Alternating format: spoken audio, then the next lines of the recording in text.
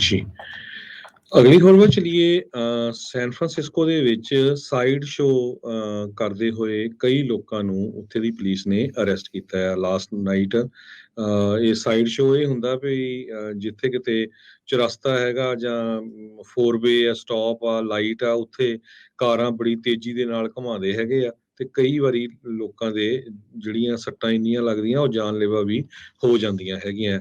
ਸੈਨੋਜ਼ੇ ਨੇ 500 ਦੇ ਕਰੀਬ ਸਾਈਟੇਸ਼ਨਸ ਪਿਛਲੇ ਦਿਨਾਂ ਦੇ ਵਿੱਚ ਇਸ਼ੂ ਕੀਤੀਆਂ ਸੀਆਂ। ਸੈਨ ਫਰਾਂਸਿਸਕੋ ਨੇ ਹਜੇ ਤੱਕ ਸਾਈਟੇਸ਼ਨਸ ਨਹੀਂ ਇਸ਼ੂ ਕੀਤੀਆਂ, ਪਰ ਸਿਟੀ ਆਫ ਫਰੀਮੌਂਟ ਇੱਕ ਉਹ ਹੁਣ ਆਪਣਾ ਲਾਅ ਪਾਸ ਕਰਨ ਜਾ ਰਹੇ ਆ ਜਿਹਦੇ ਮੁਤਾਬਕ ਇਲੀਗਲ ਕਾਰ ਰੇਸਿੰਗ ਤੇ ਸਾਈਡ ਸ਼ੋਜ਼ ਨੂੰ ਟਿਕਟਾਂ ਦਿੱਤੀਆਂ ਜਾਣਗੀਆਂ। ਕੈਲੀਫੋਰਨੀਆ ਦੇ ਵਿੱਚ ਇਹ ਬਹੁਤ ਵੱਡੀ ਪ੍ਰੋਬਲਮ ਆ। ਰਾਤਾਂ ਦੇ ਸਮੇਂ ਖਾਸ ਕਰਕੇ ਵੀਕਐਂਡ ਨੂੰ ਜਿਹੜੇ ਯੰਗ ਉਮਰ ਦੇ ਮੁੰਡੇ ਕੁੜੀਆਂ ਹੈਗੇ ਆ ਉਹ 100-100, 150-150 ਆਪਣੀਆਂ ਕਾਰਾਂ ਲੈ ਕੇ ਉੱਥੇ ਜਿਹੜੇ ਹੈਗੇ ਆ 4 ਵੇ ਸਟਾਪ ਜਾਂ ਉੱਥੇ ਪੂਰੀ ਸਪੀਡ ਦੇ ਨਾਲ ਕਾਰਾਂ ਘੁਮਾਉਂਦੇ ਹੈਗੇ ਆ ਤੇ ਧੂਆਂ ਕਾਰਾਂ ਦਾ ਕੱਢਦੇ ਆ ਤੇ ਉੱਥੇ ਫਿਰ ਆਮ ਲੋਕ ਜਿਹੜੇ ਆ ਉਹਨਾਂ ਨੂੰ ਵੀ ਪਰੇਸ਼ਾਨੀ ਹੁੰਦੀ ਆ ਤੇ ਸੱਟ ਲੱਗਣ ਦਾ ਵੀ ਜਿਹੜਾ ਬਹੁਤ ਖਤਰਾ ਹੁੰਦਾ ਤੇ ਕਈ ਵਾਰੀ ਤਾਂ ਪੁਲਿਸ ਵਾਲੇ ਵੀ ਇਦਾਂ ਦੀ ਜਗ੍ਹਾ ਜਾਣ ਤੋਂ ਡਰਦੇ ਆ ਵੀ 100-150 ਜਾਣਾ ਹੈਗਾ ਆ ਤੇ ਭੰਗ ਪੀਤੀ ਉਹ ਆ ਸਾਰਿਆਂ ਨੇ, ਪਤਾ ਨਹੀਂ ਵੀ ਕਿਹੜਾ ਕੋਈ ਗੋਲੀ ਵੀ ਮਾਰਦਾ।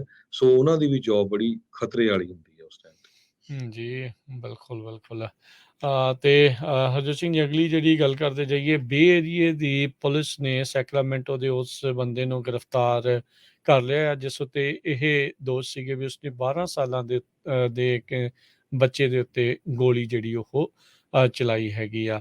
ਸੋ ਇਹ ਰੋਡ ਰੇਜ ਦਾ ਇੰਸੀਡੈਂਟ 2 ਸਤੰਬਰ ਨੂੰ ਵਾਪਰਿਆ ਸੀ। ਪਿਟਸਬਰਗ ਦੀ ਪੁਲਿਸ ਨੇ ਕਿਹਾ 29 ਸਾਲਾ ਡਵੇਨ ਬਰਾਊਨ ਜਿਸ ਨੇ ਇੱਕ ਹੋਰ ਦੂਜੀ ਗੱਡੀ ਦੇ ਉੱਤੇ ਗੋਲੀ ਜਿਹੜੀ ਉਹ ਚਲਾਈ, ਜਿਸ ਦੇ ਵਿੱਚ ਬੈਠੀ 12 ਸਾਲਾਂ ਦੀ ਇੱਕ ਪੈਸੰਜਰ ਸੀਟ ਦੇ ਉੱਤੇ ਗੱਡੀ ਦੇ ਵਿੱਚ ਬੈਠੀ 12 ਸਾਲਾਂ ਦੀ ਕੁੜੀ ਜਿਹੜੀ ਆ ਉਸ ਤੇ ਗੋਲੀ ਲੱਗੀ ਆ। ਆਲਦੋ ਉਹ ਨੌਨ ਲਾਈਫ ਥ੍ਰੈਟਨਿੰਗ ਜਿਹੜੀਆਂ ਇੰਜਰੀਜ਼ ਆ, ਬਚਾਅ ਜਿਹੜਾ ਉਸਦਾ ਹੋ ਗਿਆ।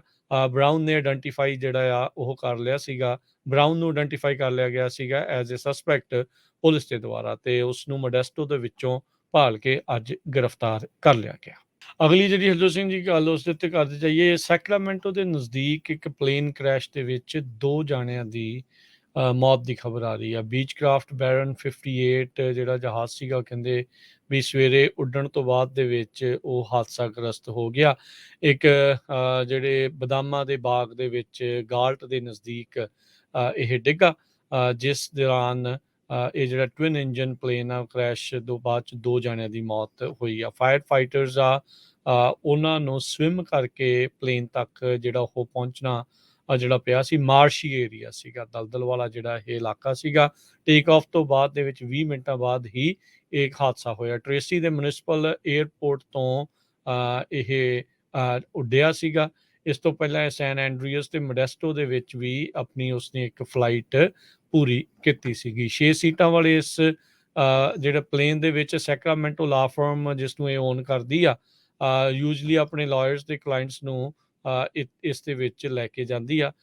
ਅਜੇ ਤੱਕ ਜਿਹੜਾ ਆ ਹਰਜੋਤ ਸਿੰਘ ਜੀ ਇਹ ਆਇਡੈਂਟੀਫਾਈ ਨਹੀਂ ਕੀਤਾ ਵੀ ਕਿਸ ਦੀ ਇਸ ਹਾਦਸੇ ਦੇ ਵਿੱਚ ਮੌਤ ਹੋਈ ਆ।